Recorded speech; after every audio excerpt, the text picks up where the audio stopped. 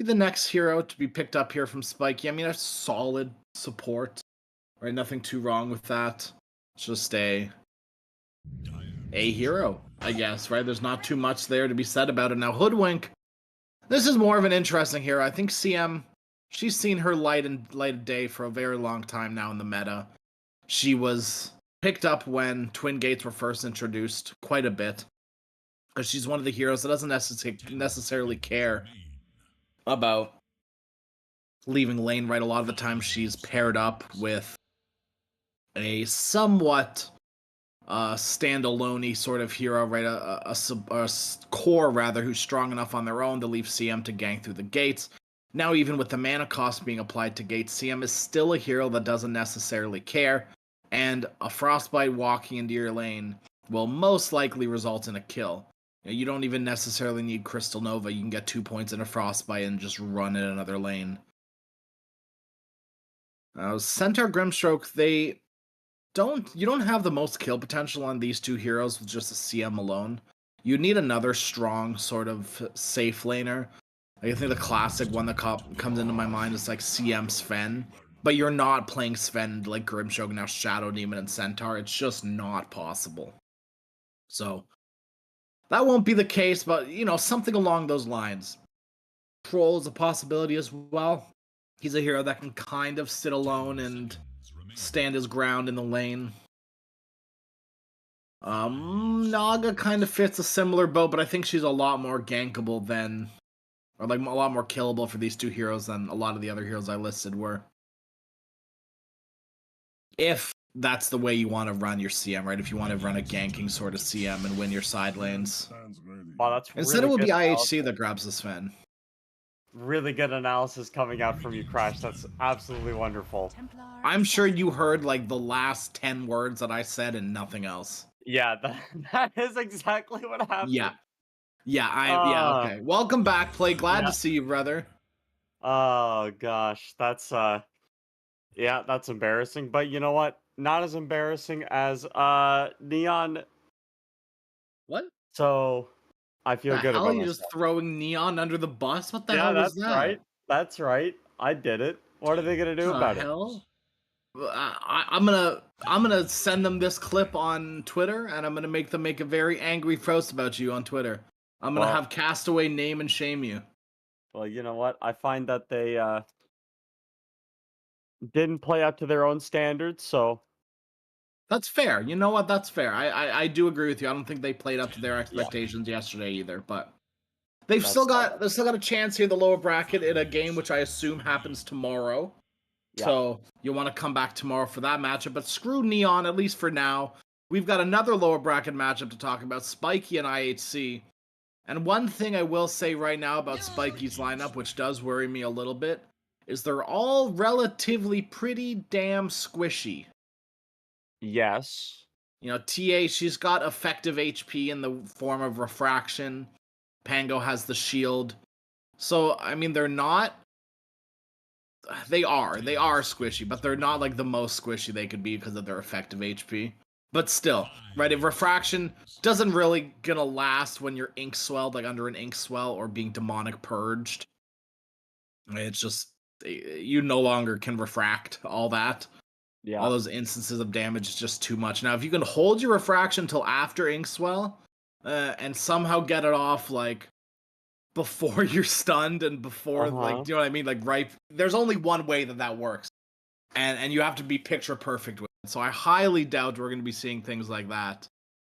But still, Spiky, they've got to pick up some beef, right? A big old boy to stand in their front lines, because right now there's nothing protecting CM and or Hoodwink in the mid to back lines. And Pango, he's going to be rolling around in the enemy back lines. TA's going to be jumping enemy back lines. So what the hell is your backline supposed to do? Who can they sit behind to protect them and cast their spells? Because right now they don't have anyone. It sounds like they're just going to get run at by Centaur Sven and die immediately. 5 seconds. I was thinking maybe like Mars. Mars would work. Mars is actually very good with the Hoodwink lane as well. It does get a little awkward, like, because you can cut your trees, which a little sad.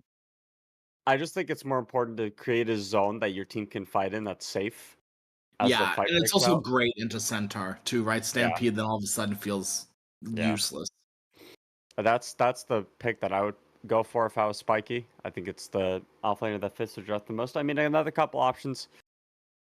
You don't really want to go for Doom because Shadow Demon is in the game right now. Slardar is banned out. There's not really a lot of options. I mean, you can No, maybe there pick up aren't. like a mid hero and then put Pango off lane, but like then Yep. what mid would you want? A Coddle maybe? Underlord, okay. Oh, I okay. didn't see this one coming. Uh, it's I kind of the mean, same idea as Mars, but it's lower yeah, cooldown, right? I mean, it's a big beefy Yeah. frontliner for your supports to sit behind. It's checking the boxes. It's just not necessarily a hero that I saw coming because I don't think anyone sees an Underlord coming mostly. Well, I Not see at this here day and age. need a Ikigai hero. Coddle not banned out yet. Would assume that's kind of the angle that they would go for here. Hard against Um, TA. yeah, I guess that maybe that's the reason why they haven't picked it up yet. Otherwise, I think It's they would. it's doable still. Like it's Yeah. very, very. Oh wait, it's gonna be up against a Pango. It's a safe lane TA. I'm dumb. Yes. Yeah. So actually, more doable now. Pangos, yeah. The Coddle Pango lane should be a little bit of a wash, if not Coddle favored. It's gonna be the Ikigai Dazzle I instead. was about to mention the Dazzle too. Yeah. And this is kind of dirty. You have another refraction builder. You have a way of canceling Crystal Nova all by yourself. You have Or two Freezing Field, saves rather, now. not Crystal Nova. Freezing Field. You have another save for your Sven as well, exactly. You have, like, this Hex, this Shard, I would be very surprised if Ikigai doesn't build it, like, second or third item. Because What I'm it's kind just of so looking good. at for this draft is the amount of armor that IHC are going to be giving to each other is absurd with Sven and Yes. Dazzle. Like Dazzle will be giving his whole team by like the end of the fight 10 to 50, like 10 armor probably at Yeah. level. That's level 1 ult. And Sven, you could buy the shard even this game. It would be insane. Like the only magic damage Spiky Gaming have is Underlord. And Whoa. CM has entered the chat and she takes okay, offense. okay. Well, she's gonna be dying on cooldown, so like I don't know. Well, yeah, okay, that's I, fair. I don't know Yeah. what you expect to see from this CM here, but dude, I'm looking at Warcry. I'm looking at Good Juju because I think that's what the buff is called. Yeah. And I think so. I'm like, how do anybody on IHC die? I don't see it. Well, I think Shadow Demon Grimstroke can die, but these cores are going to be very, very survivable from IHC. Keep in mind the last two times these teams faced off, it was IHC that proved victorious. But, Spiky did beat them in a best of one. They did. So anything's possible. They also took a game off of them in the best of 3 yesterday anyway, or 2 days ago anyways. So this is still anyone's game, right? IHC, they may have a slight advantage odds-wise. They might have a slight advantage, like, previous history-wise. But I think this game is still theirs to take. Now, the draft, I don't know how much is going to do them any favors. I think their draft is a little weird. I'm not too big of a believer of Underlord in general. I don't think it's necessarily anything to do with their draft, per se. I just have a personal vendetta against this Underlord hero. I think a lot of the times you can have a really good lane, and you just end up doing nothing in the game. Like, you can have a really good lane, you can exist really hard in these team fights, but if you can be dealt with like a Bristleback, but you have a lot less kill potential than a Bristleback, right? With Bristle, you can leave him alone until the end. Like, the idea is to either kill him off immediately before the fight even begins to start, or you leave him until the end and kill off the rest of his team. The problem with Bristle and a lot of low RMMR games is that he has so much kill potential with his Ags and so much survivability with his Bloodstone that it's hard to leave him alone. Underlord does not have that issue, or I guess has an even worse issue in the fact that he doesn't do enough damage in these team fights. He doesn't supply anything other than control and auras, which is fine, but it's not going to be enough to make them not want to kill off the rest of your team and then finish off the Underlord. That's my only issue here. And there's going to be constant spam from this Dazzle, and only now one hero to jump them. Underlord is not a blink initiator. Now, I will say, the one thing that I like about this Underlord is you give damage reduction, you give 30% damage reduction, and this isn't base damage reduction. This is, I believe, like, you take all your damage and reduce it by 30%. You're cutting Sven's God Strength by a lot of damage. Bearer of bad news. It does literally say a portion of their base damage. Does say that? Yeah, it does say that. Oh, multiple. It says it at least 3 times. Yeah. Damage reduction. Oh, it says. Why doesn't it say base damage reduction then? Okay, never mind. That's a good question. Well, it's still good against the Dazzle because he's a universal hero that doesn't buy anything besides stats anyway. True. So. Yeah, like I said though, like Underlord, I feel like him existing in fights is just not going to be enough. It's cool. It's great. Like, cool, awesome. Welcome to the party, son. But I just, yeah, I'm. The jury's out on whether this Underlord's gonna have impact. I am hoping and praying that this last pick from Spiky amounts to something, but I'm not holding out hope, really. Alright, coming up. I hope either gets picked off.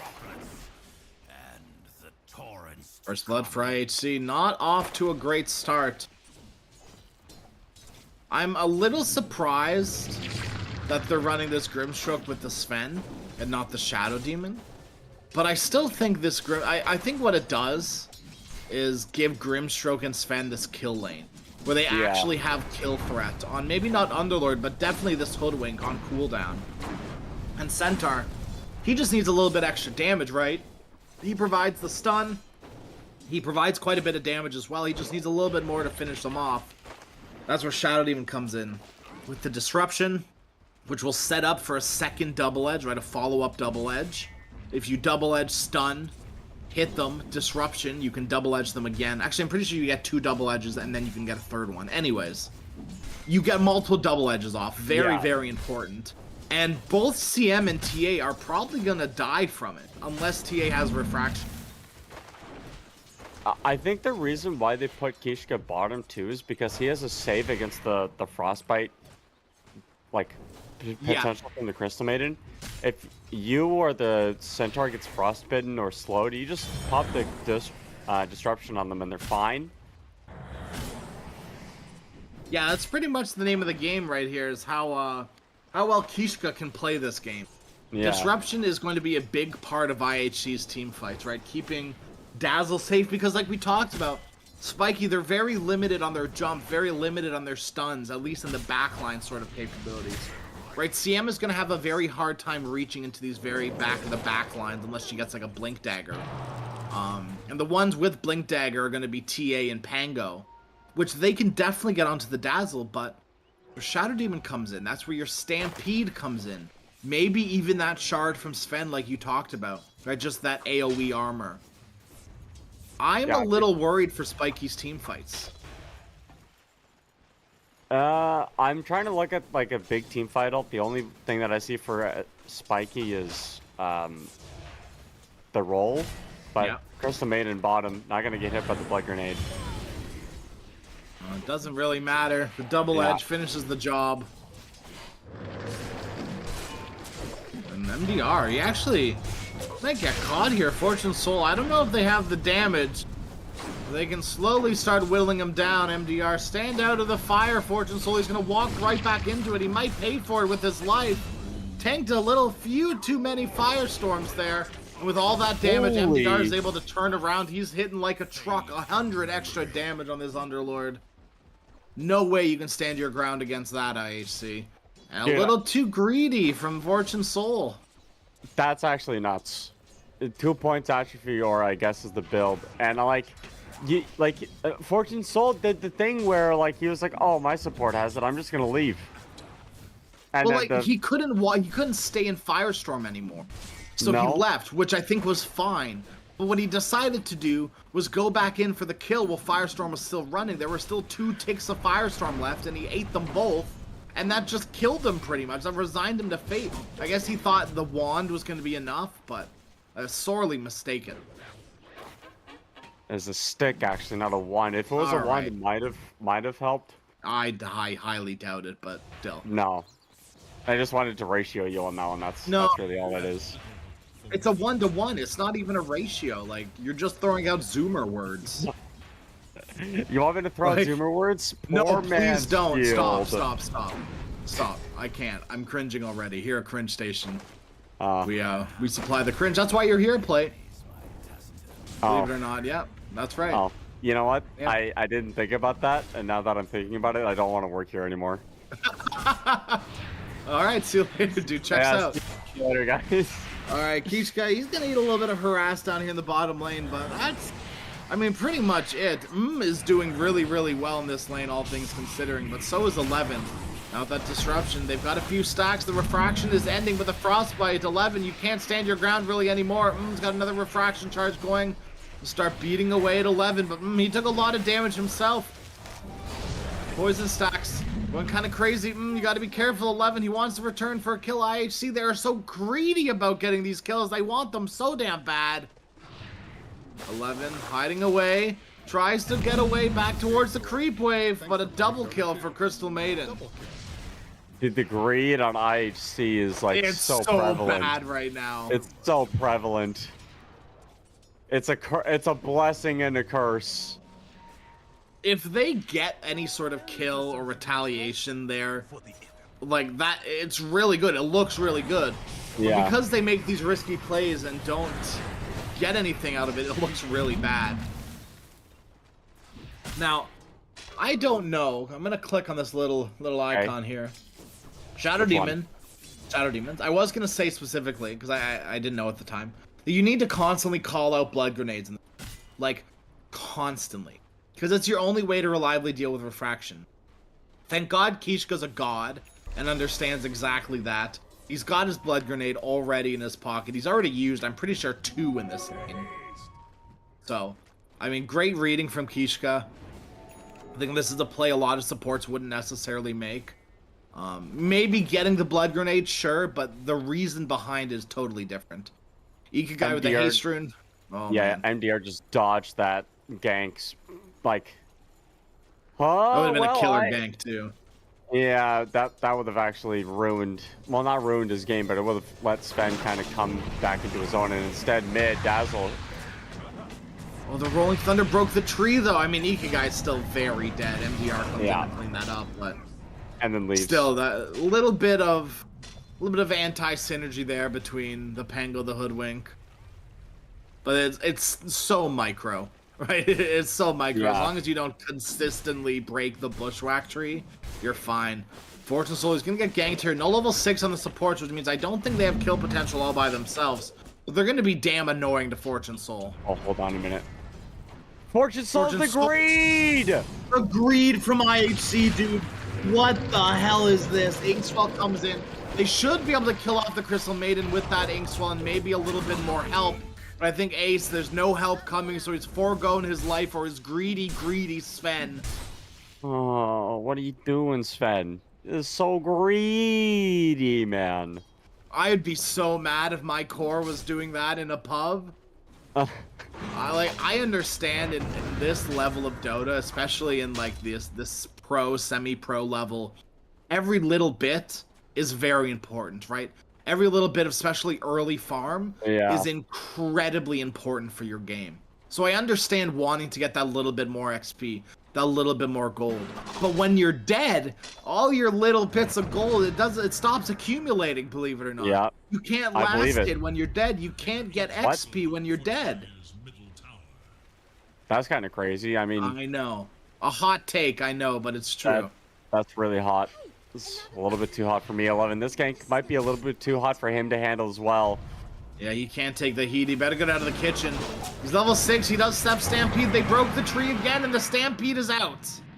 Wait, how did they break the tree? Was it swashbuckle? 11 is a god. He cut it himself. Oh.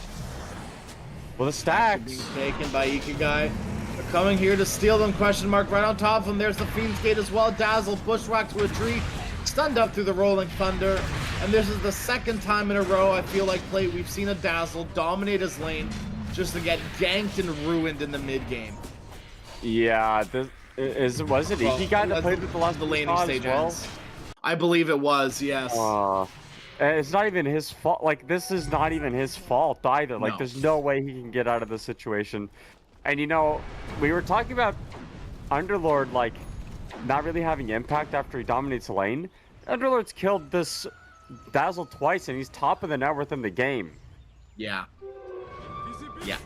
This Underlord is being a bit of an issue, which I'm pleasantly surprised to see. Right, I think a lot of the times I see Underlord just sit on their ultimates, not have any value out of it, but MDR is playing this Underlord phenomenally. Yeah. And just to talk about the Dazzle earlier, it was Lewis, not Ikigai. Oh, Silly it us. was Lewis. It was the Execration Neon matchup. Okay. And to be fair, Lewis, like, he did really, really well. Got destroyed in the mid-ish game. And then came back in the late game in a big, big way. He had the nastiest Graves I've seen in a long time. Yeah. It was, I mean, that's the idea for IHC this game, too, right? Let Dazzle just sit in the back and blast away with his abilities. The only problem is Dazzle has been now sufficiently destroyed. He is now bottom of all the cores, when at one point he was at the top. yeah. In terms of net worth. In terms of net worth, yes. Yeah. And you've got Diffusal pretty much completed on the Pango now. Underlord's got the Rod of Atos. CM exists, Hoodwink exists. So, gank potential, pretty big from Spiky. I feel like they could wait for this TA Blink Dagger, but I believe she's going Deso first by the looks of things. I see smoke out behind their Dazzle. This early game of progression from Spiky, I think, is exactly what their draft needed. They kind of needed to pull off a bit of a play there, and it's up to IHC to match it. They do the smoke plate. I think you just need to like smoke on M or something and like kill him. You just need to kill the enemy carry. They're setting up on Ikigai, but look at the team ready to respond, IHC. Disrupt the Dazzle, keep him safe at least for a little bit longer. There's the Soulbind on the Pango. He's stuck to the Underlord. He can't go anywhere, but Dazzle's rooted. He might as well be stuck as well. Gonna get bumped up to the high ground, but the Rolling Thunder won't finish him off. That's what the Swashbuckle's there for. And deep behind enemy lines, 11. You stampeded in, you blinked in, but for what? What are you doing there, IHC? You know, Crash, there's a phenomenon that happens in Dota as we're going to watch Ace die here. Maybe. Kishka might be able to keep him safe. The Bushwhack Disruptions comes out a little bit too late, and all that does is set up for the next Swashbuckle Ace. Yeah. Very dead. There's a phenomenon that happens in Dota where you think you're better than the enemy team, so you can kind of just do whatever you want. Okay. And, you know, IHC did kind of cream or crush SG in the, you know, the playoffs. They did lose a game, but, you know, the other two games I don't think were that close. And SG kind of playing that to their advantage a little bit. Maybe this is like a meta decision from them where they're just like letting IHC be as greedy and aggressive as they want, and they're just gonna sit back and kind of let it happen. I mean, you have I've always said the worst heroes in Dota to fight into are Underlord and Necro, and you have one of them. Yeah, you do. Ikigai is gonna eat that sharpshooter. They don't know that he doesn't have Grave. 70 HP left, Ikigai. If he had Grave, he'd definitely have used it there. That must give Spiky a little bit more information. They're pumping up the Rolling Thunder. They don't have Blink Dagger quite yet on the Pango. Smoke up from IHC. Swell up onto the CM. That is a very dead Crystal Maiden. They will eventually get the kill. A few more right clicks finish the job. Hara into the trees. Out. Hopefully out of danger now. Out of danger and back into the cold. Farming the trees. Yeah. Yeah. Every Crystal Maiden has died uncontrollably because they can't get out of the situation they've put themselves in. I mean, I think that's just a support issue, isn't it? Yeah. Sometimes, right? You're in an awkward position because you're trying to get vision deep in these fights or ward or something, and you just die. It happens. You know, I think like one of the biggest misconceptions that I see a lot of pub players make is like, oh, why did you die there? Like, why did you die? It's like, well, you know what? Sometimes you die and there's literally nothing you could do in the Other than just not be there, right? Which sometimes is just non-existent because, like in that situation, where do you run if you're Spiky? Yeah. Towards the enemy base or where they're smoking from? Ara, Jesus, that's so much greed. You've been there for so long. And now he's back with his team smoking up immediately. Oh my goodness, they're gonna go. Fortune Soul. He's not going to expect this. No, he's not. Wait, he's going around. He's not going into the triangle. They have the ward, so they do see him. They're gonna dive. This guy? What is he just standing around for? Oh, he's dead anyway. He's waiting. He's coordinating with them. He wants to let them know where he is just for a little bit longer. Fortune Soul, very unfortunate soul this time around. Has not really had a game. Nope. Because he just can't really do anything at this point in the Sven. He's got Echo Saber Mask of Madness, but he needs that BKB, and it feels like he needs a Blink Ags too. Well, maybe not both, but one or the other. Oh, they're gonna get no. another ace. Stuck between a rock and a hard place. Will be able to push his way out away from under that rock. Out to safety with that ink swell. Yeah, but that ward is easily worth it. Yeah, oh, absolutely. Yep. I mean, even if he traded his life there, he's probably okay with that. Not ideal at that point, but he's probably, you know, not too bad. It's like one of those MDR's finished up situations. Lotus. Dude, Lotus is crazy this game. Yeah. I was about to say it goes hard. And, oh wow, Crystal Maiden's gonna die again. Thank the gang for your team. Very nice, Crystal Maiden. You might not even die for it. Well, you will, but so will the Centaur. Very worth it, at least for now. IHC, they've got to retreat. The Rolling Thunder comes in. There's the Blink Dagger coming up from the Pangolier. They've caught the Dazzle Ikigai once again. Bushwhack, one shot, two. They finish off the Dazzle. The Grimstroke will be next. 3-for-1 trade for Spiky. CM, doesn't matter that you died. Look how much, look at all the rewards you get to reap from your death.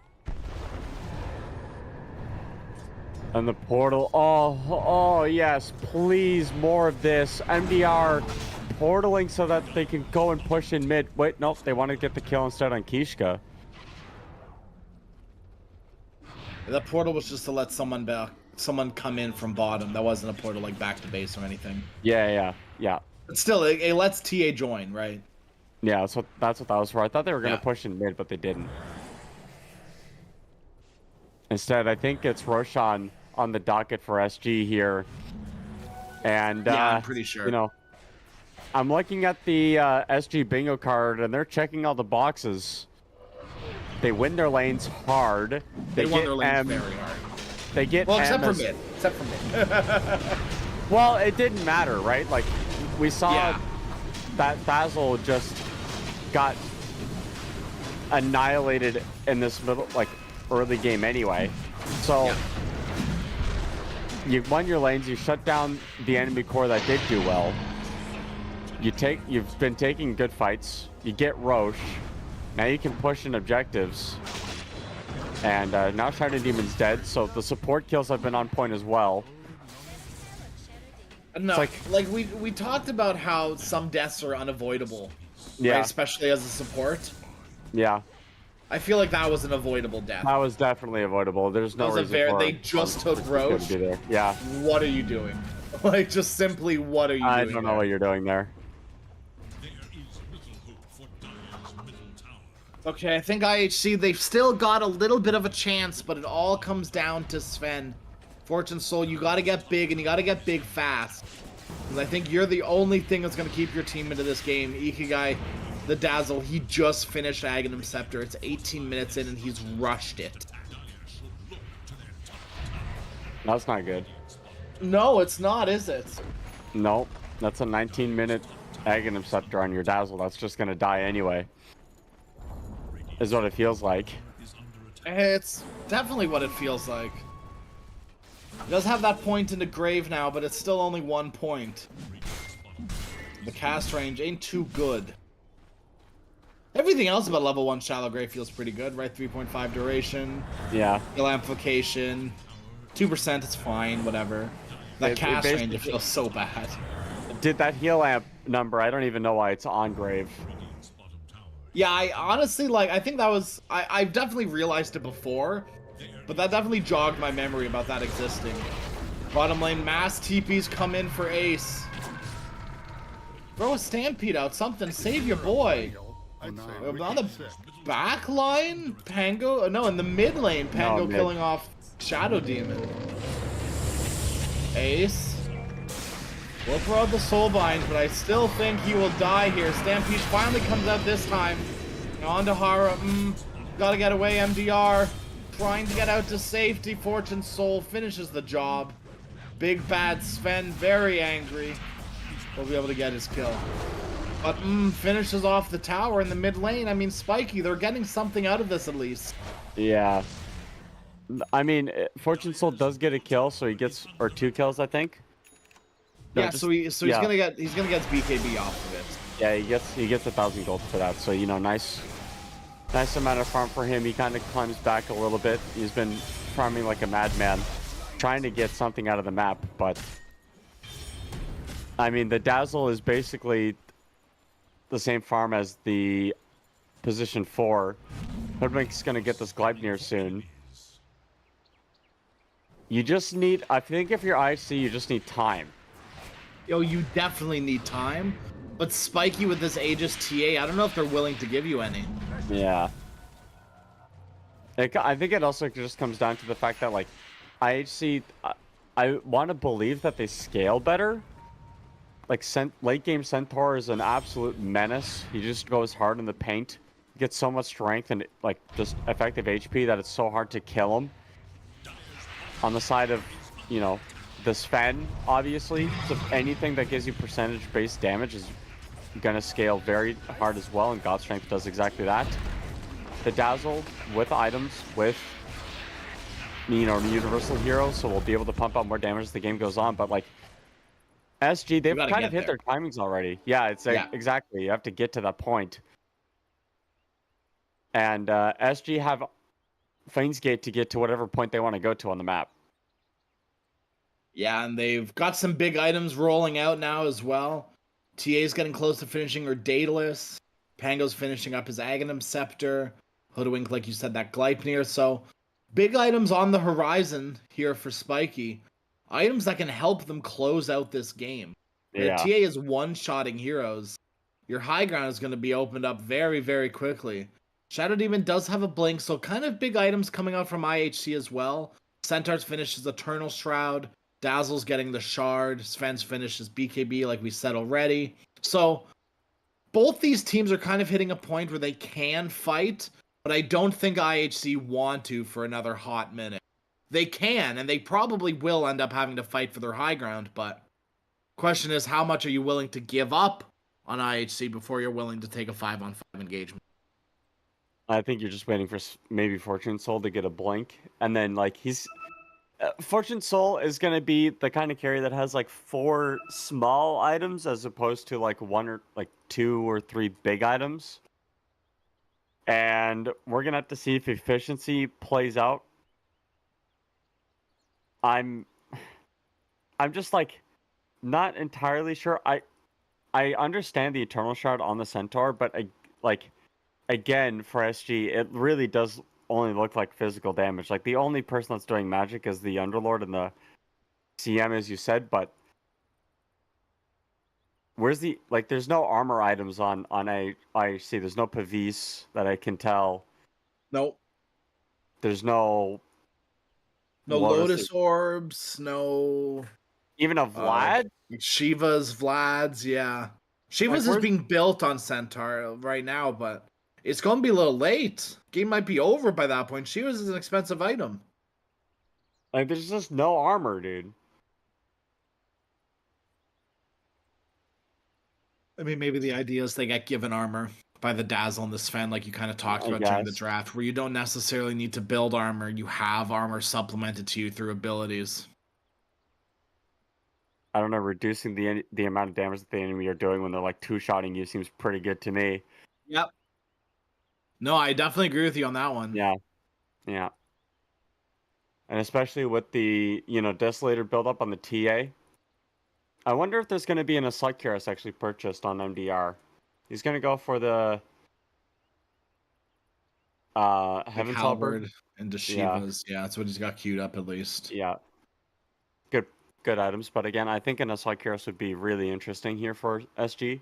Just doubling down on that minus armor and giving armor to yourself from the Dazzle, Bad Juju, and the Sven cleave is pretty nice.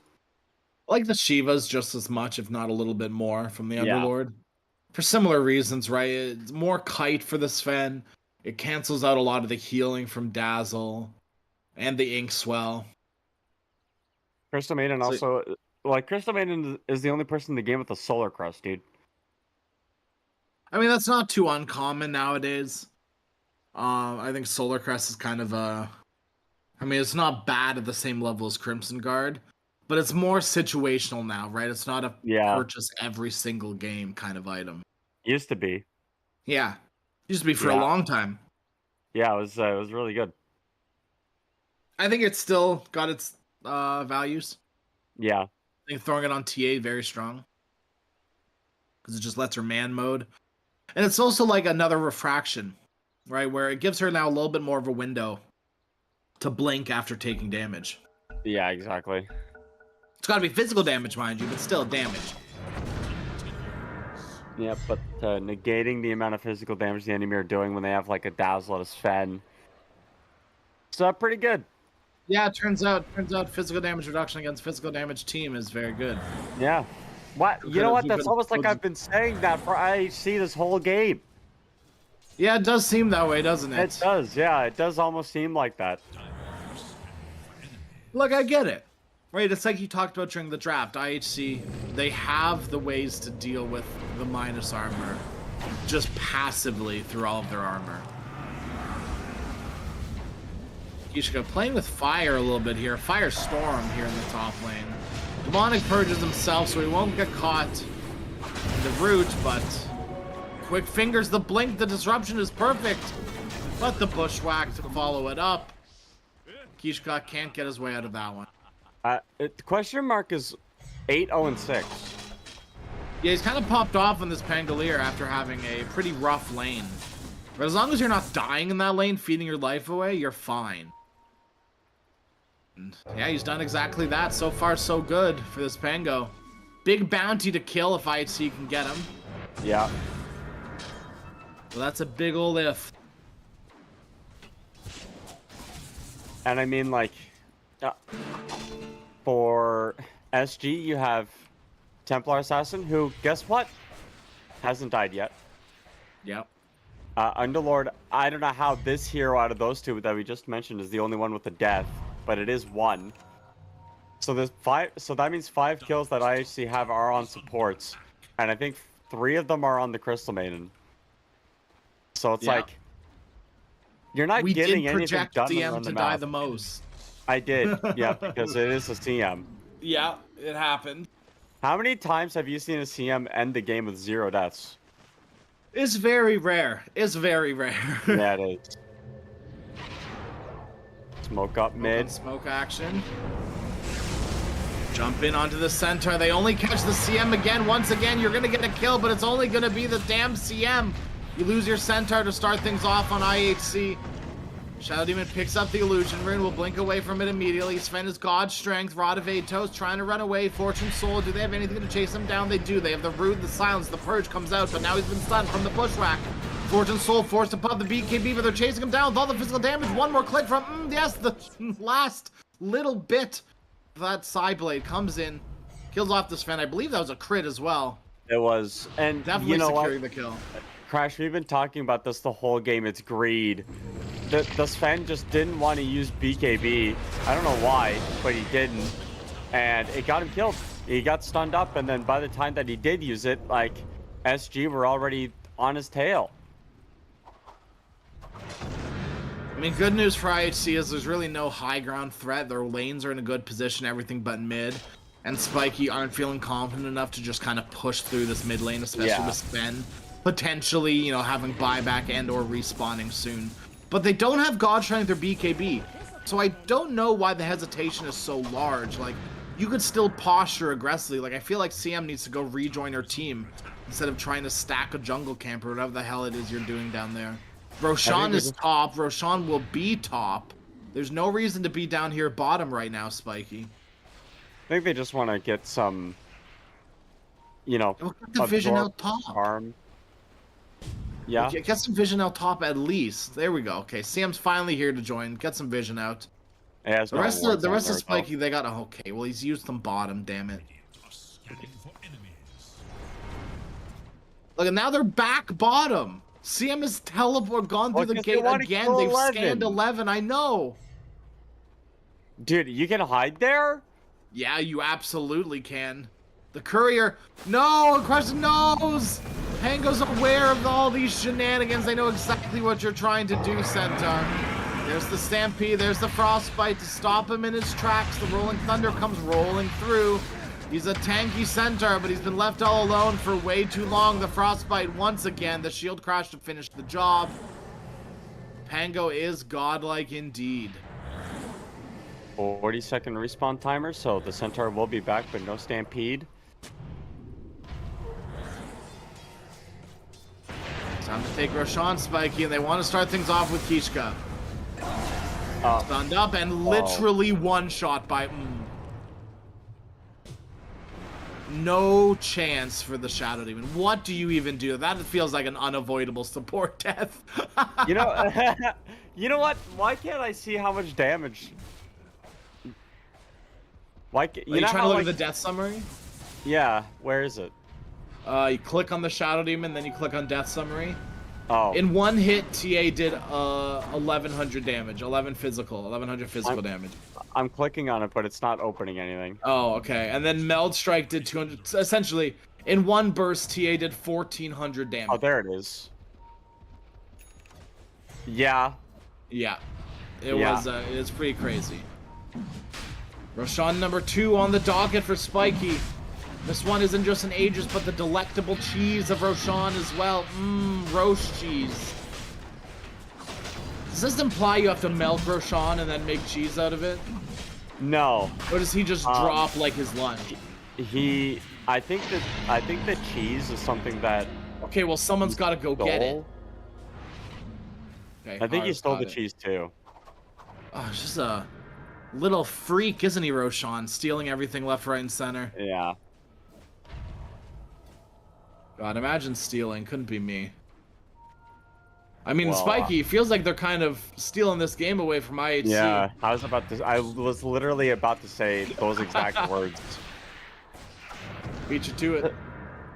You did. You know, oh, Kishka, you're going to go for this Wisdom Ring. Nice grab. He gets it. He's got the Purge as well. Now he's just got to teleport away. He's got to do it soon. He's got to do it now. But there comes MDR with the Rod of Atos. You can't get out anymore. Shadow Demon Kishka, unfortunately, with the help of the good old Crystal Maiden. He did get Wisdom Rune, though. He did get the Wisdom Rune. But he is dead for 40 seconds, no buyback.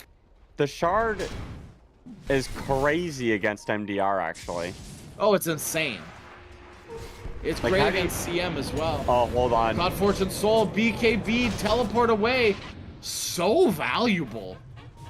Because right now, IHC, they're under threat of having their high ground taken. Ace, caught in the root, eats a sharpshooter to the face. Hara, that's a gem as well.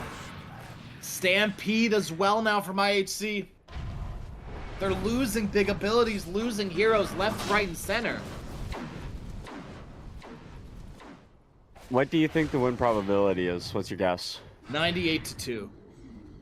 It is 93-7. Oh, okay.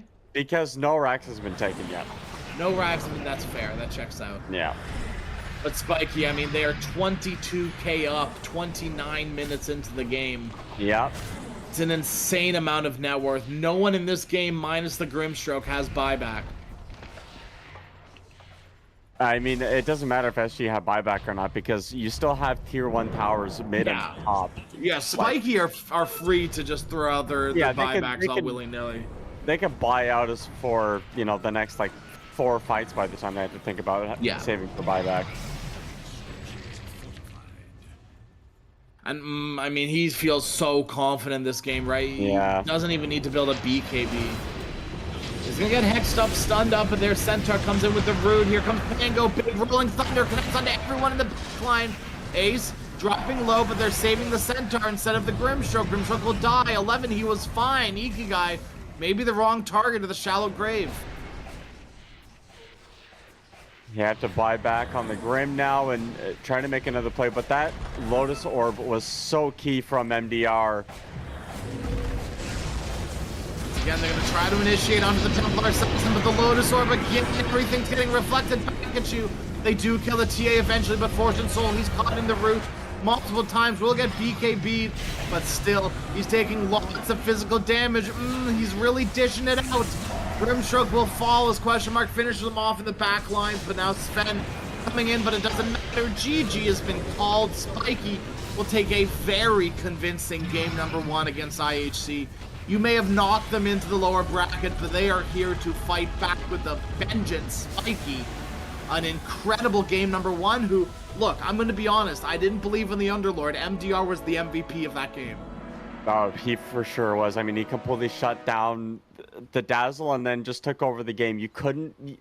There was at no point when IHC were taking fights into MDR where it was even remotely a good idea. Yeah.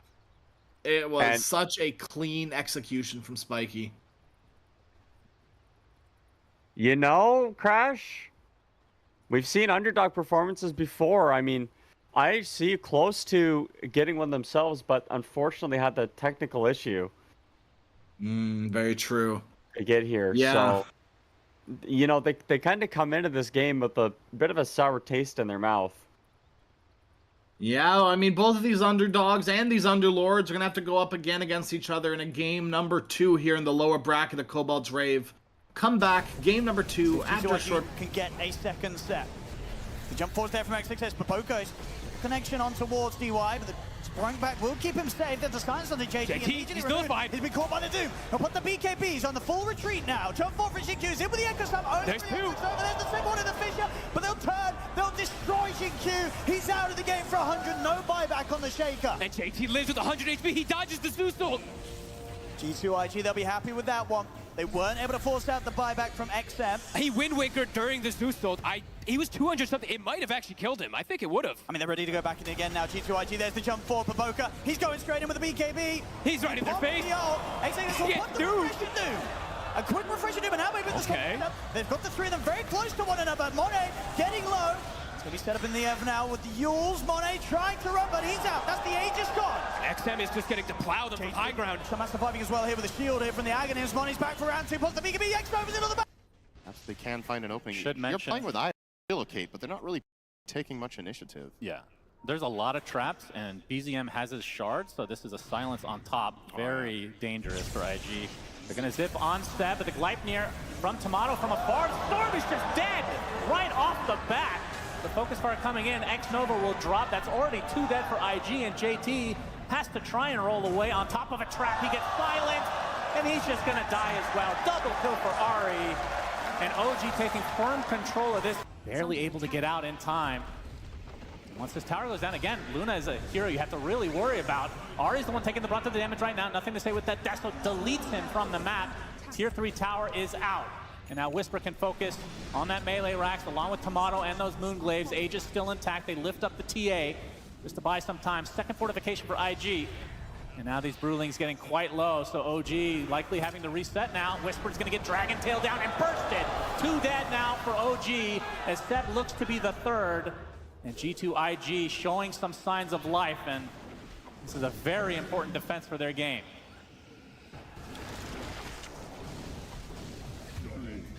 Now JT showing himself, the Wrath of Nature doing a nice job of keeping them in place. The Rolling Thunder coming in from BZM, focusing on Baboka, but he gets bursted actually after the usage of the BKB. They even delete Nothing to Say with the Eclipse. Now Tomato and company, major advantage in this fight. They find 3 pickoffs, and now Monet gets bashed mid-TP inside the Sprout.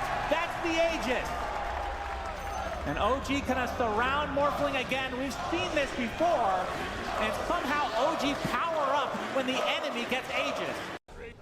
Folks, and that is exactly what's going to happen here. So BZM Whisper rolling starting Thunder. off. And we see the Primal Split going to be used to take out the tower easily. The backline defense on Kobolds. He pops the BKB. He's already relatively safe, looking for an opening on the Fiend's Grip.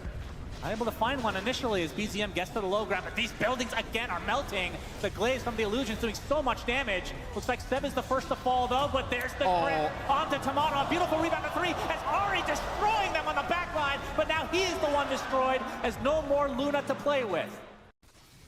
AP's fast, but Misha was faster. Oh, we see the blink from Stoikov. A vacuum onto 2, and BKB used immediately. Hemigod from Stinger, but the Glaive's bouncing with this illusion. It's gonna punish him. A nice pulverize onto the gyrocopter, limiting the damage output, and now Samson trying to do his best. Sniper dies with the Aegis, revives, and the Eclipse is cut short. The sunlight reveals the weaknesses of Leviathan as 4 fall.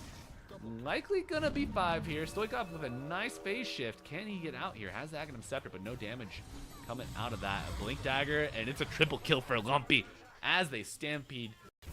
And now we see a rotation. TP from Lumpy, charging on to KP. No trample just yet, on cooldown for another couple seconds. And Stampede coming out from the Centaur Warrunner as we see nearly a rainbow TP coming out from the Dire. KP will fall. They get a return kill, or a preemptive kill on the Primal though. Stoikov has rotated, using that Pulse Nova, but he will die. The damage from the Dire, simply too much to handle. And Zephyr, well, Zephyr, it's dinner time, and we've got some bat wings ready. You know, catching up to change can be so difficult. Disruption onto Zephyr top, but Beast Coast pull back, awaiting the arrival of Vitali. Doesn't want to use Stampede just yet, but might have to as the Reality Rift lands. Chaos Bolt, not enough control. The arrival of the Beast Coast reinforcement spells doom for Sammy Boy, and a Demonic Purge onto KP will pierce this BKB. Earth Splitter coming in to break up the fight, but it arrives a little too early. And the beautiful patience of Vitali spells a stun for KP, but another stun in turn. The lasso with the split Earth. Stoikov on a killing spree, gonna get another kill, a double perhaps, onto this Primal Beast who was just a menace in the mid lane, a minch if you will. Freezing Field put to rest. Positioning, he does have the ult and the drums with a large stick available. And now the Wukong's command used Cogs, saving Zephyr from a little bit of magic damage, and the flavor coming out from El Misho trying to get out of this Wukong's, but it shall not have a. Chin creeps, getting the stun, getting the magic damage with the angry tomato throwing himself, and KP under his tier 2 tower in danger. Pig and Lumpy searching for the kill that they will find, and Lasso coming out, limiting Stoikov's effectiveness here under the tier 2 tower as he dies. A double kill for the Monkey King. What have you done really this game outside of sit in lane the entire time and lose your tower? It's going drums AC and Zephyr. It looks like he's going to be a free kill. Oh yeah, and unreal aggression here from Beast Coast. I was going to commend the use of the Cogs to give you a little bit of an extra damage barrier on the Clockwork with this Pavise, but the vacuum pulls you out of it as the second Eclipse gets let loose, and they will rip this Monkey King out of his trees, and looks like he may have found a banana peel to fall on as the Darkseer joins him. It's a 2 for 0 here, and they're going to get more. Dangerous place.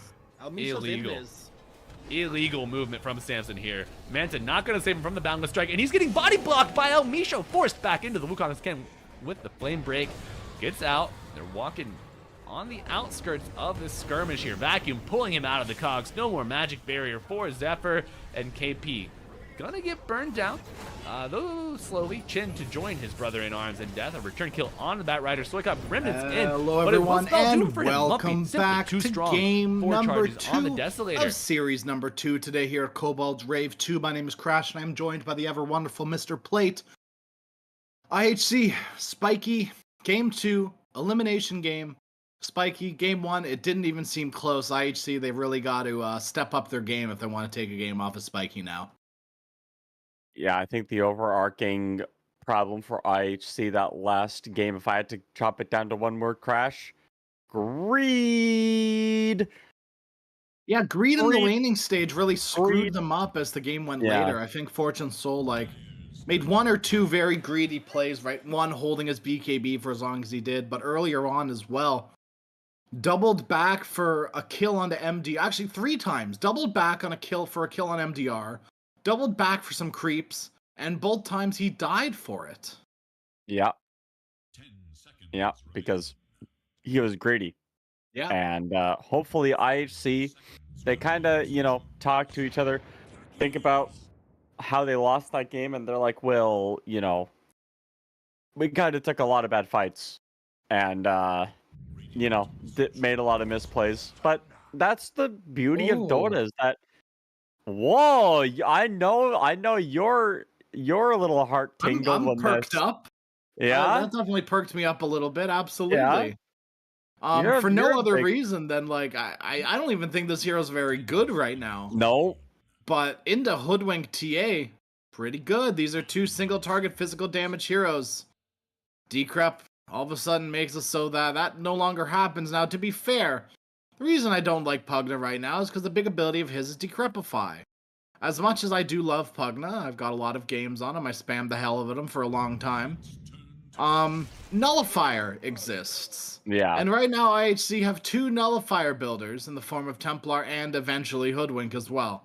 So, Decrep will not be the save that you think it is as this game goes later, but if a Spiky can kind of run away with this game like they did last time around, it's not going to matter, right? You're not going to get to that late stage of the game.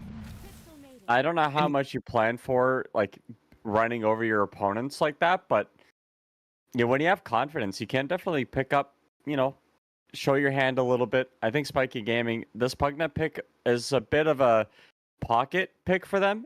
This was not something that we really saw in the group stage. Yes. Oh, the life stealer. Spiky. I mean, this is a hero that does okay into Brewmaster. But I think Brew is one of the few heroes that doesn't necessarily care about Lifestealer because he just has such good mischance, and he's a natural Radiance builder as well. So I'm interested to see how this bottom lane goes. I think the progression for Lifestealer fits himself well into this draft, right? Like, you just go Aghanim Scepter Radiance this game, and you infest the Templar Assassin on, like, off cooldown. And what's TA supposed to do? Like, she can't do anything. I'd like for Spiky to draft another quick hero for them to play around.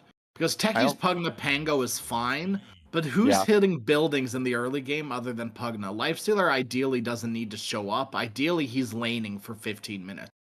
But you can't spend 15 minutes not taking tower with a Techie's Pugna. What Pugna likes to do in games is very, very easy. Anyone can do it.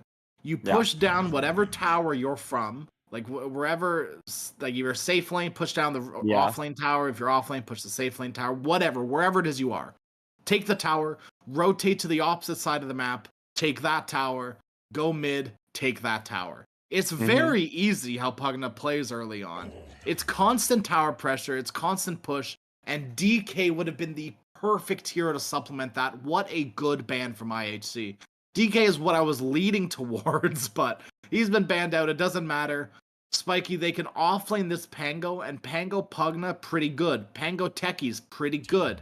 So, whatever, I would like the Techie to lane with Lifestealer, because Pugna's big slow is Decrep, and Decrep doesn't really work with Lifestealer. It's just not really an option, where Techie's, he's got a stun and a slow, which is perfect for when Lifestealer wants to get on top of heroes. I think Spiky here, when you have your last pick for, I would assume is going to be your offlane, because you ran mid Pango the last game. They're probably talking about who they're going to ban out here. Maybe Dazzle is in the conversation for them right now, because while Pango did kind of pop off that last game, the lane was awful still.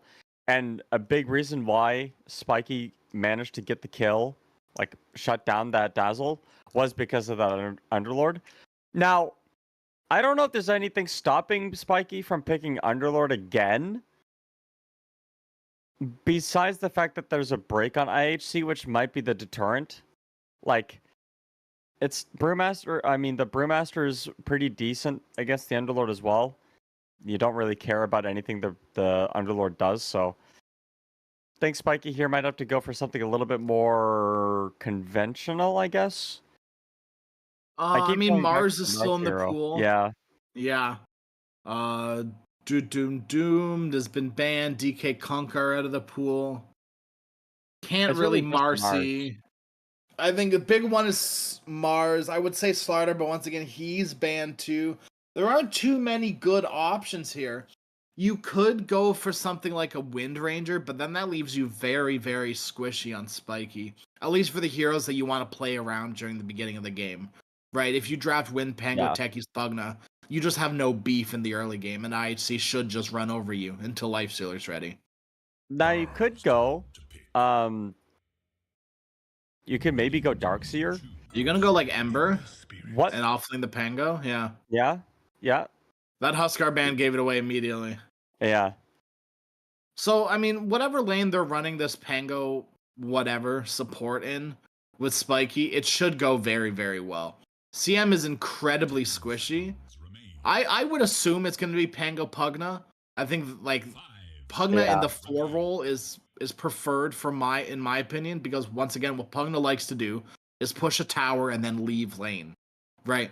Pango Pugna, constant lane push, constant pressure on CM by the use of your abilities, and taking that the bottom lane tower is so crucial in the early game, especially against what is potentially going to be a TA draft, or a TA lane specifically. It's very important to take her tower as early as possible. Same thing with the Lifestealer, right? Forcing them back into jungle earlier is better, because these heroes, they can jungle and they effectively jungle, but they don't want to jungle, right? TA would love to sit in lane for as long as possible, once again, if this is a safe lane TA. She'd like to sit in lane for as long as possible and then go farm stacks, right? So you have to wait for those stacks to accumulate. So maybe you're waiting 10, 13 minutes before you really leave lane to go look for that. And it doesn't even matter. It's not going to be a safe lane TA. It's going to be a safe lane Morphling, which, to be fair, does very similar things, right? You want to sit in lane. You want to push as much as possible. And it, once again, doesn't matter. It's going to be a safe lane Pugna with the Hara techies with MDR. So I'm interested to see how this Pugna Lifestealer lane goes. I don't think it's going to be the easiest lane, just because you're going up against Brewmaster Hoodwink. Pugna will be able to save the Lifestealer from the aggression from these two heroes, but he's not going to be able to supply any sort of aggression of his own outside of Nether Blasts. Like, Decrep is huge when you have another hero that does magical damage. Lifestealer is all physical, so it's just going to be an awkward lane. I think it should be fine. I don't think it's going to get destroyed or anything. It's just weird in my opinion. Well, you know, Spiky Gaming, December Spirit hero is not a hero that I've been very impressed with. Just the mechanics, I think, have been shifted a little bit too much to make it kind of a hero that is a bit awkward to play. And, like, I can kind of understand the thought process behind it, because it is a pretty okay way of dealing with the Brewmaster, and the Flame Guard is another great way of killing off all of the refraction charges in that mid matchup. But, like, again, Ikigai is just going to be able to burst out all that physical damage, and I'm not sure what Spiky Gaming have to deal with the Morphling here.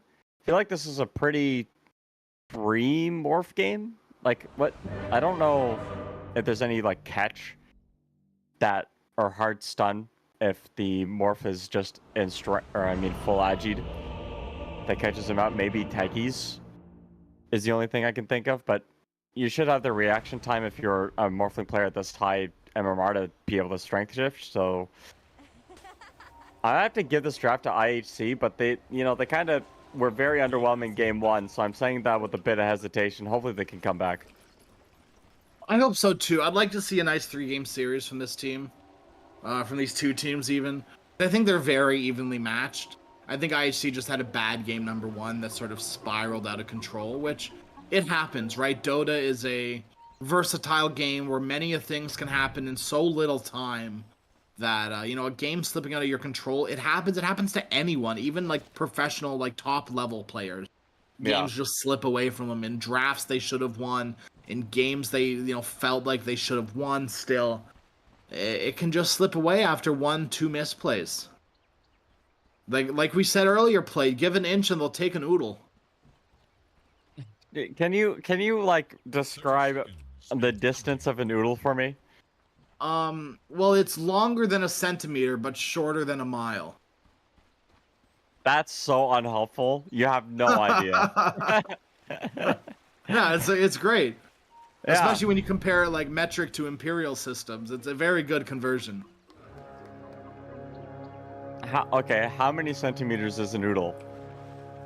Yes.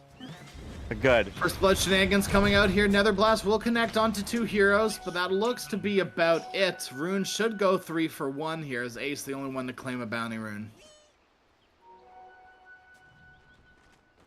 Not a great start for IHC. Not a great start, is it? But it's No. fine, right? I think the bounty runes are very, like, they're nice. They're first items, but they're generally inconsequential to the rest of the game. Yeah. Right? If their first items amount to a kill, then all of a sudden, right, things can start snowballing. But I'd say that is a result in playing well and getting a kill than it is in that bounty rune gold specifically. Sure, it's a butterfly effect sort of scenario, right, where one thing leads to another and kind of changes the course of history, but it's But he's not playing, so No, butterfly effect is not in this series. no. Mid-match cool I've touched name. on it a little bit. The Ember Spirit should do okay, but you know, Yeah. Easy Guy with the constant harass from the side blades, pretty easy to get a lot of those last hits. Oh, That's what you gotta do. That's Yeah. exactly what you have to do in this lane. I was gonna say it's a fine lane for Ember Spirit, but Easy Guy still has kill potential if he eats too many meld strikes. And question mark immediately, like, before I even said it, he's dodging meld strikes. He knows what he needs to do this lane. Dodging melt strikes. Very Yeah. hard to do. Yeah, it's Very not the easiest, is it? Especially when there's like little creeps in the creep wave. Yeah. Like if you're cleaving through 5, 6, 7, targets, it gets a little bit easier. 11, he might be in some trouble. They actually got Nether Ward level 2. This is something I've seen a few Pugnas do. I've griefed a few games for trying to do it as well. Because it's really great into a lane where people are going to be spamming their abilities like Brewmaster, like Hoodwink. But it could leave you to still be killed because you're not going to get Decrep level 3. Right, you're going to get a second point into Blast. Right. Which means you still have kill potential on the Pugna come level 3. So level 3 rolls around. That's when a lot of supports hit their big spikes. I think Hoodwink gets really strong come level 3. Brewmaster's going to pretty much double in damage with his Cinder Brew come level 3. So, actually, it literally does double in damage. I wasn't wrong. Yeah, It does. okay. It does Literally double doubles, yeah. damage, Yeah. But yeah, like that's when this lane is really going to start popping off.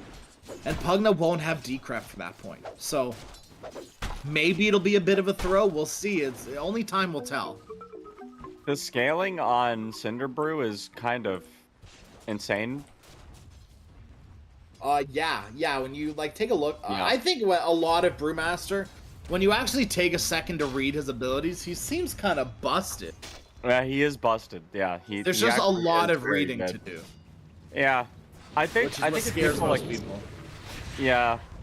Well, we're video gamers, we play Dota. We don't play like ARPGs and care Yeah, about it's the just- we're individuality of the gamers. We character. play Dota. What are you saying? Other games aren't like No, other the well, people no, who read every single book in Skyrim. Are you saying they aren't gamers? no, those are just like English majors.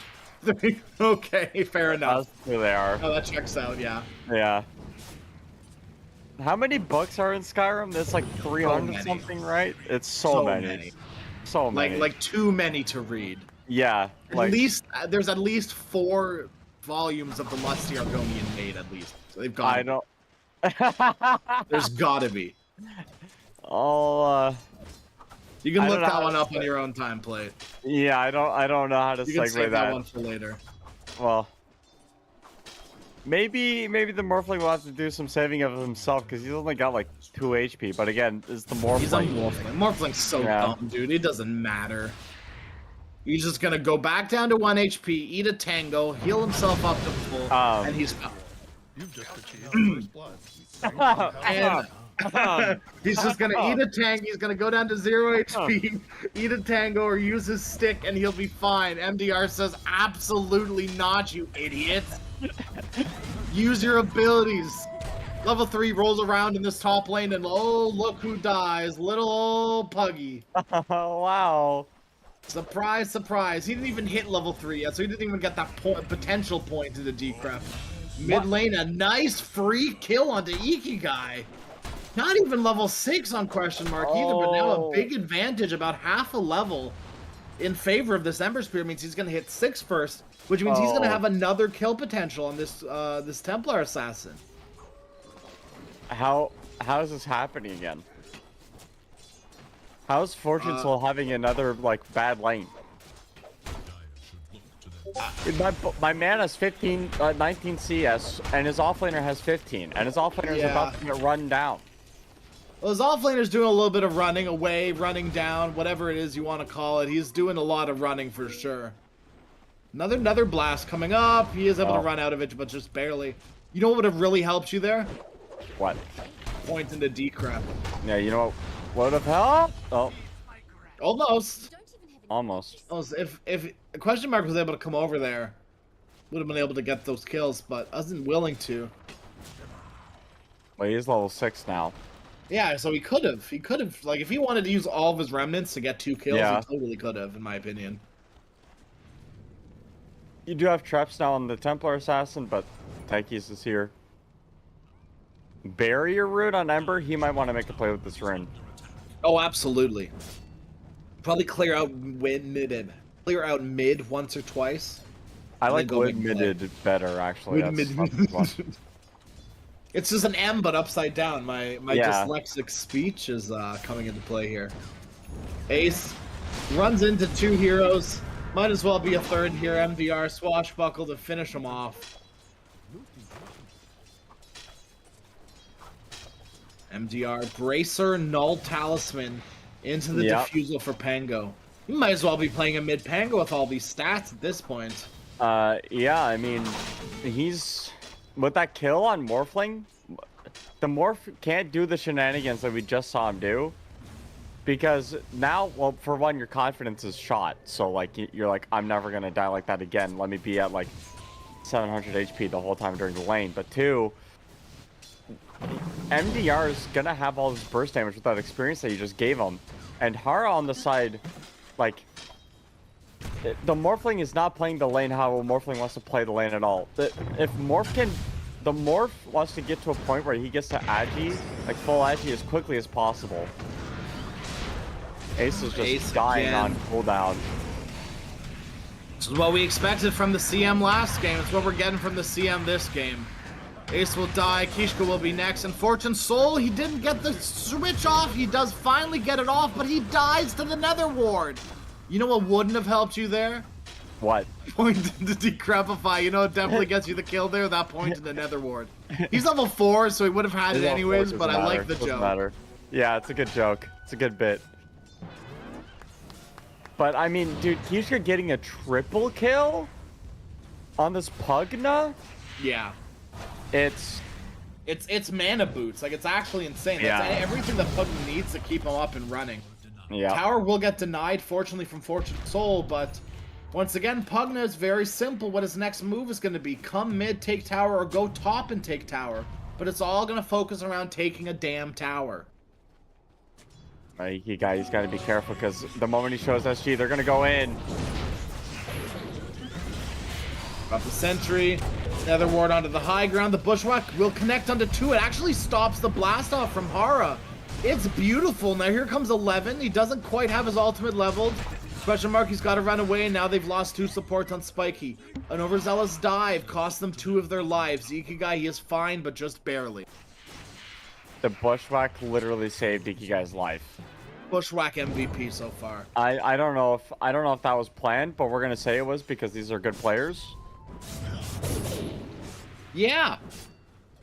That's I don't know. the angle I'm gonna go with. You know what? I like it. And if that Bushwhack was off by even an Oodle, it wouldn't have saved him either. Yeah, that's true. That's true. Even one minuscule of an Oodle. Yeah, one Oodle would have been the difference between Ikigai living and dying. Now 11, thanks to that fight, he has that level 6. So once again, more moves have been enabled from IHC.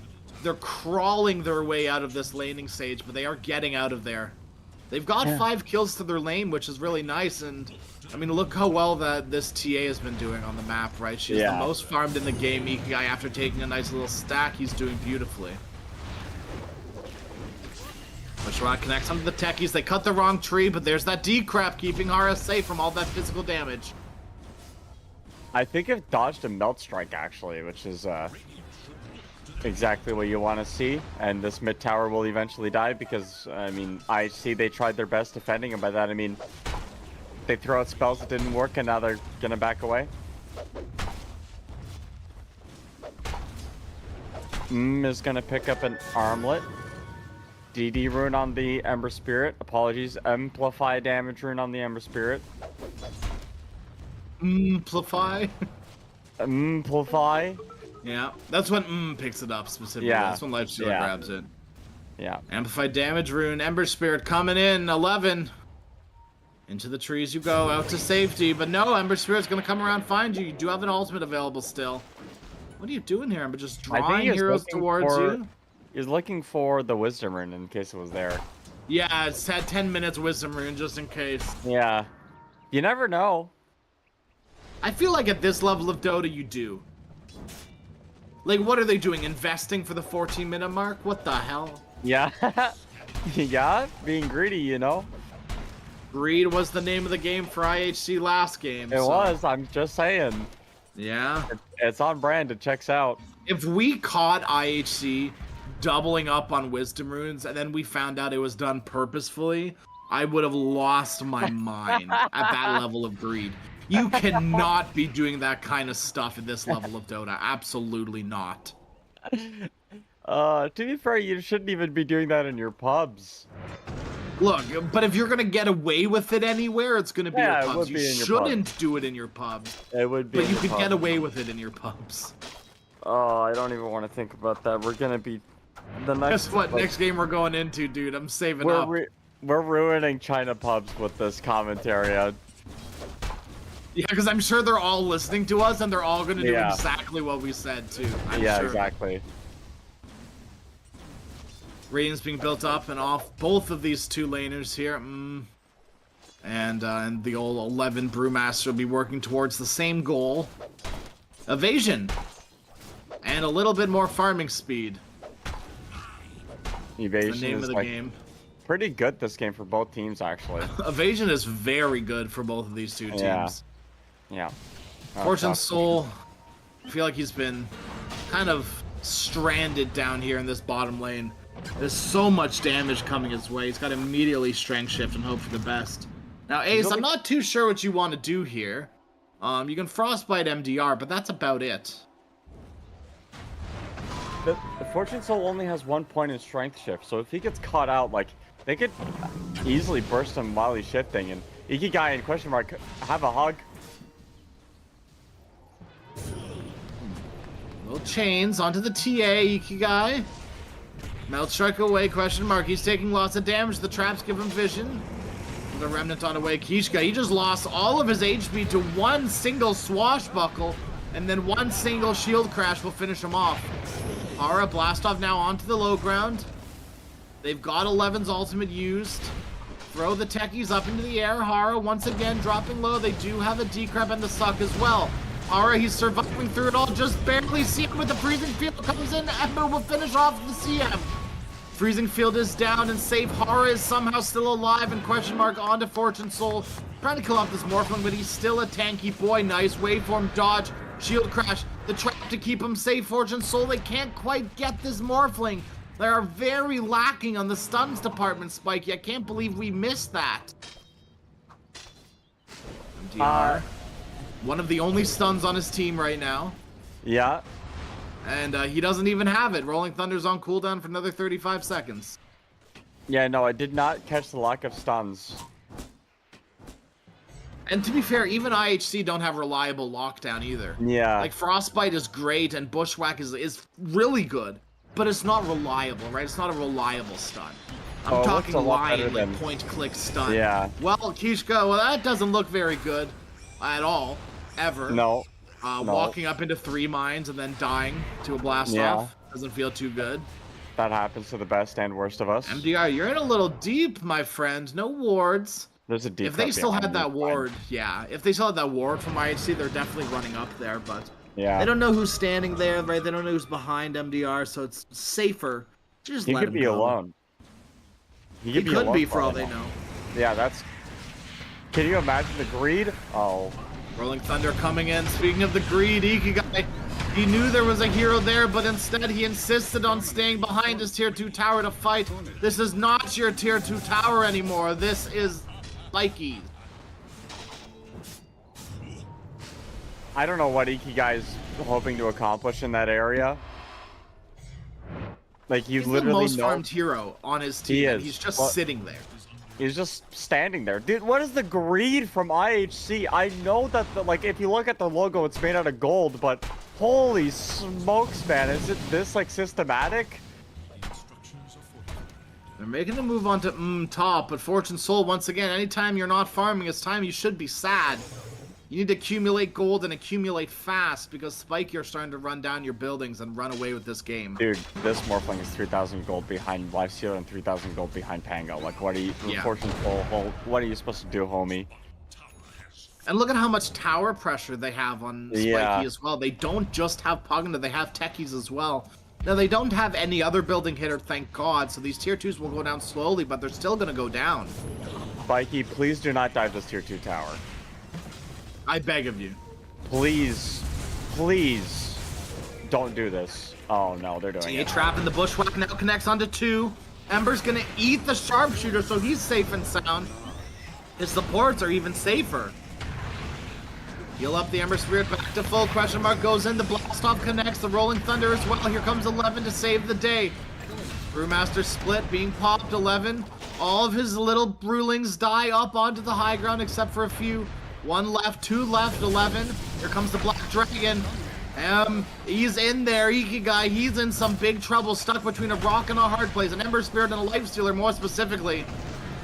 Pugna comes in. He's just going to heal himself back to full as Hara finishes off Fortune Soul with a mine from the death. It's a post-mortem kill. What were those called in Halo? Didn't you get like a medal for getting killed with a grenade after death? You know what I'm talking about? Yeah. I know exactly what you're talking about. I think it was called post-mortem or something I think it was. I swear it was just that simple. I did not play a lot of... I actually didn't play multiplayer Halo. Neither did I. I never had anyone to play with, and I didn't have Xbox Online, so literally no one to play with. But I played all of them. I played the hell out of all of them. Yeah, dude, the campaign is great. Yeah, absolutely. Yeah, you know what isn't great? Kishka potentially dying here. Probably doesn't feel too good. No. MDR jumping in. There's the Veil. Sharpshooter Kishka's going to prop himself back. That should be far enough to keep himself safe. Now, regen rune will be popped on a question mark, which means back up to full mana at least. He's already full HP. MDR committing onto 11 all by his lonesome. 11 trying to walk through the Cinder Brew, but by the time you start running, it's already dissipated. 4 heroes around you. 11, once again, the greed. And the courier is just walking through 4 heroes. The greed! The greed, man. Crash, there's so much greed on IHC. Like, for what? It hasn't done you any good. You just keep dying and losing over and over again. I think this harps on a little bit what we talked about yesterday, though. It's like, if you're not playing confidently, you're actively playing to lose. Yeah. But there's a difference between playing confidently and playing, like, overconfident. Right, like, Ikigai earlier sitting under that tier 2 tower. No reason to be there. You're not even farming. You're just sitting there, taking creeps. Like you're taking what? Like, you're not even... mines. Yeah, there's a whole there's a stack on the enemy ancients that now you're finally going back to take. Like, there was a lot of room for Ikigai to farm on this map, but instead he chose for felt like a minute to just sit behind the tier 2 tower there and eventually die. It's like the difference when you're not playing to win, you're playing so you don't lose. Yeah. And they found Ikigai. Oh, this is why Ikigai was specifically not farming on this side of the map. Heaven forbid a gank come his way, and well, It finally did. They teleported back to the outpost. They knew exactly where they are, and they still know exactly where they are because of these damn wards. MDR leading the charge. Veil complete. Lots of magical damage coming out from Spiky now all of a sudden. With this Veil, they've got a good mix of damage. Offline Pango was at one point the highest net worth hero in the game. Yeah. Yeah, I mean, Lifestealers just barely surpassed him. Like, 100 gold surpassed him, but that's still very, very close. 20 minutes in, this game isn't looking very close. IHC are about to lose a lane of racks. They don't come back and defend, and it doesn't look like they have any want to, especially when Ember Spirit's killing off the Hoodwink alone top.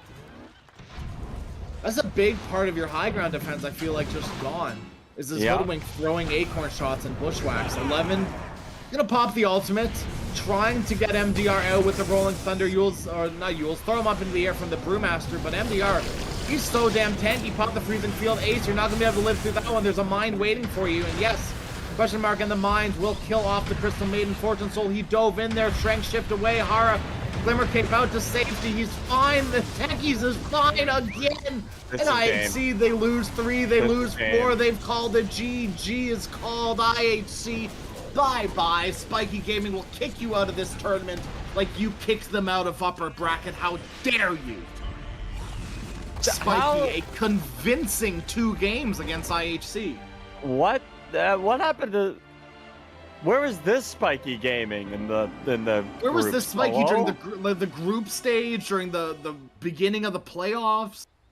Like, keep in mind, Spiky won the tiebreakers, right? 2-0. They 2-0'd, or they 1-0'd IHC, and they 1-0'd Team Bright.